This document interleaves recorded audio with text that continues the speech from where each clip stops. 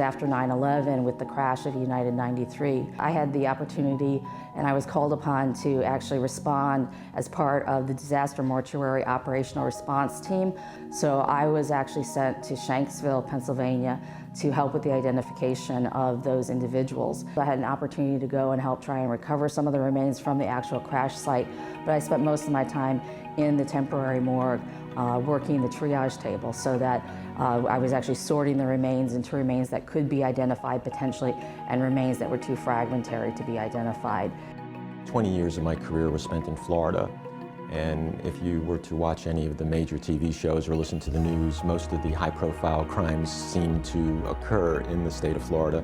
I've had a lot of experience, a lot of exposure to heinous crimes, many serial killers, including peripheral work that I did on the Ted Bundy case years ago.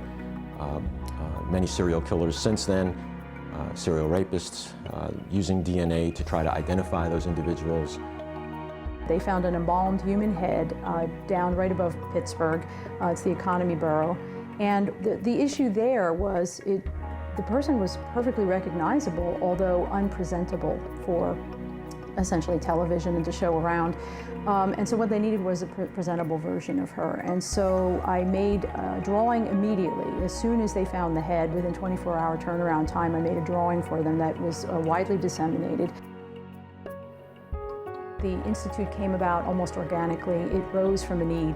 You know, a lot of us in various departments noticed that this could be a thing, this should be a thing. We just kept getting requests and we just didn't understand why it wasn't a thing already.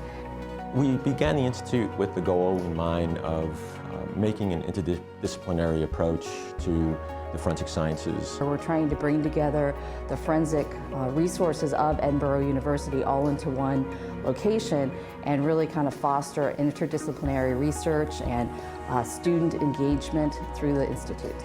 We developed a core of the three of us to consider and talk about the options of bringing in other students into these programs and creating a minor. Students who come from a whole variety of different backgrounds might not realize that there is a forensic application to things like psychology or engineering or even accounting.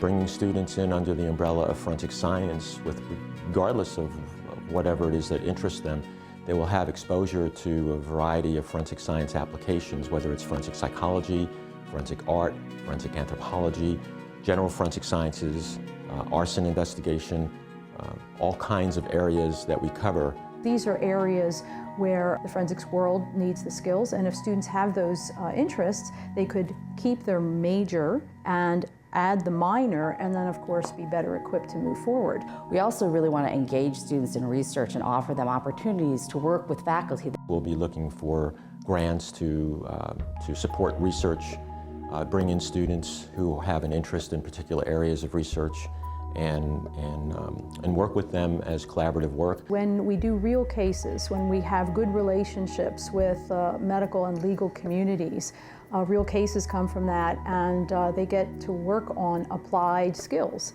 So the benefits will just sort of rain down on the students just from the fact that we have already very good relations and we're doing a lot of real work. I think that Edinboro has a wealth of opportunities that we can bring to the local region, but we're maybe not as well known as some other places. And so by having the Institute, there will be one point of contact that they can make with us, and so we can make it known what Edinboro does have to bring to the forensic sciences here. We'll offer some specialized training programs as well, teaching specialty areas, blood detection, pouring of shoe track and tire track impressions and things like that, that new officers, new investigators need to be trained in, and be able to provide assistance to the media, to answer questions that they may have about cases that are ongoing, where they have a hard time finding someone who's willing to give some background information. And so the Institute will be a resource, a wonderful resource, I think, for both the students, the community in general, and for the law enforcement community. I think this program has a great deal of potential for growth. I think what personally I'd like to see is us respond to things. The way it happened, which was organically, is how it should also grow. The future of the Institute is something that I'm very excited about. I've always been very passionate about the forensic sciences.